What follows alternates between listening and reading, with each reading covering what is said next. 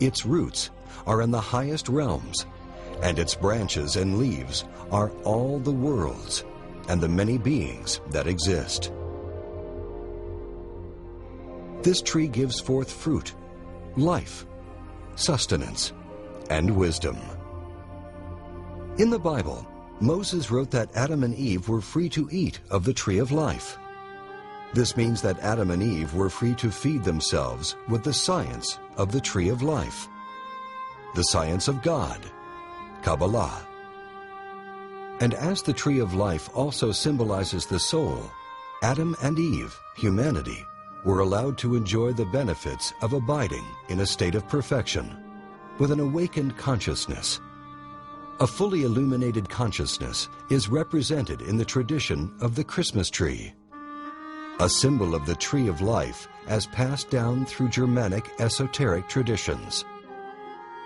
Possessing an illuminated tree of life within means that one's inner senses are fully opened and active, providing a direct relationship with God. Of this tree, Adam and Eve could freely eat. But there existed another tree in Eden, the tree of knowledge. And Jehovah Elohim commanded the man, saying, "Of every tree of the garden you are free to eat, but as for the tree of knowledge of good and evil, you must not eat of it. For in the day that you eat of it, you shall surely die." It is clear that the tree of knowledge was forbidden to Adam and Eve, yet they were tempted by the one thing in all of paradise that was denied to them. Knowledge in Greek is gnosis, and in Hebrew, da'at. Da'at is the hidden sphere found in the Kabbalah, which traditionally is never spoken of or revealed. Da'at, gnosis, is the science of the Great Arcanum, that secret knowledge which has been hidden from humanity for ages. However, close examination of the use of the word knowledge in the Bible gives strong indications of the nature of da'at or gnosis. Adam knew his wife again, and she bore a son. The maiden was very beautiful, a virgin who no man had known. It is clear to the observant reader that knowledge in the Bible relates to sexuality. Hence, the tree of knowledge, da'at, gnosis, is a direct reference to sexuality. What then is the purpose of this reference to sex and its role in the fate of Adam and Eve?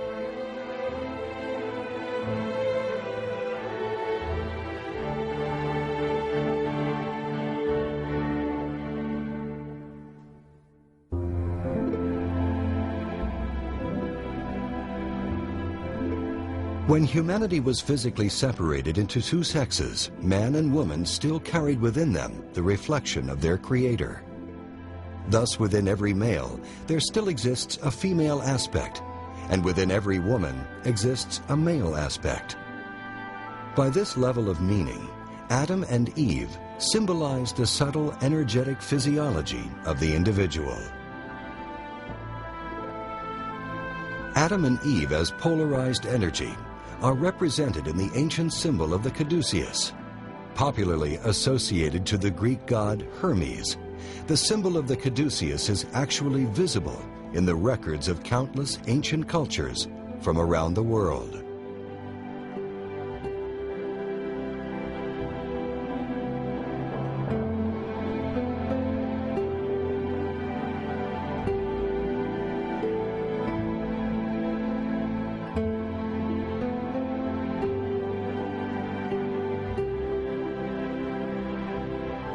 The two serpents have always symbolized the masculine and feminine energetic channels that wind up the spinal column. As they are energetic, not physical, a scalpel will never find them. Their root is yesod, the foundation, the sexual organs, and they are fed by the sexual energy. These two channels of energy are called Ida and Pingala in Sanskrit. In the Kabbalah, they are called Od and Ob, and in esoteric Christianity, they are called Adam and Eve. In the Bible, they are also called the two olive trees and the two candlesticks standing before the God of the earth. The two serpents wind up the spinal column of the physical body. The spine is most often symbolized by a staff or a rod. The spine is the staff of the master and the central column of the human temple. The column stands upon the foundation stone, Yesod, the sexual energy. The spine has 33 vertebrae, symbolized by the 33 years of the life of Jesus of Nazareth and by the 33 degrees of the Masons. On either side of this rod, the spinal column, are two serpents. Pingala is the masculine aspect, Adam. Ida is the feminine aspect, Eve. It is the energy of Eve in our psyche that pushes for procreation. When Eve is tempted to eat the fruit of the tree of knowledge, this is a symbol of humanity desiring the fruit of sexuality, children. Until this time, humanity was not allowed to have children on their own. They were not allowed to eat that fruit. And the serpent said to the woman, "You are not going to die, but the Elohim know that as soon as you eat of it, your eyes will be opened, and you will be like divine beings who know good and bad." Tempted by the serpent, human beings chose to procreate of their own will. In their innocence, however, they did not realize that the laws they were given were for their own good. Learning to procreate without the guidance of the Elohim led to the discovery of the orgasm.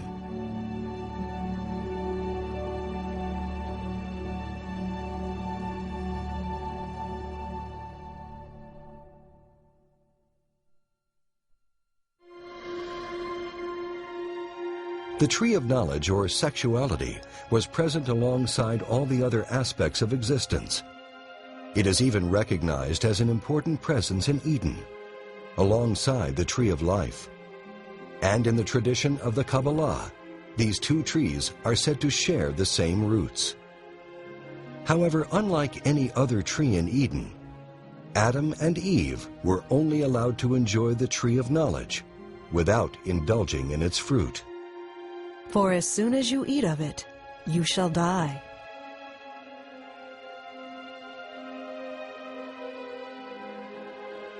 While in Eden, Adam and Eve only knew divinity and innocence, and thus inherently respected the laws of creation. In their innocence, they were ignorant of the consequences of indulging in the fruit of sexuality. Tremendous energy is harnessed in the sexual act between a man and a woman. It is in this coitus that humanity has the God-given capacity to create. Man is the active force, the reflection of God the Father. Woman as the receptive force, the reflection of God the Mother.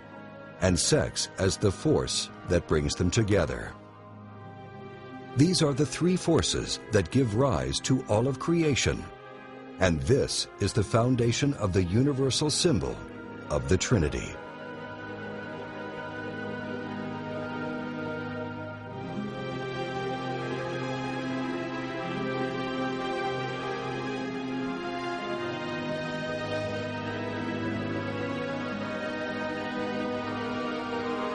The Trinity is a unity of three that express as one.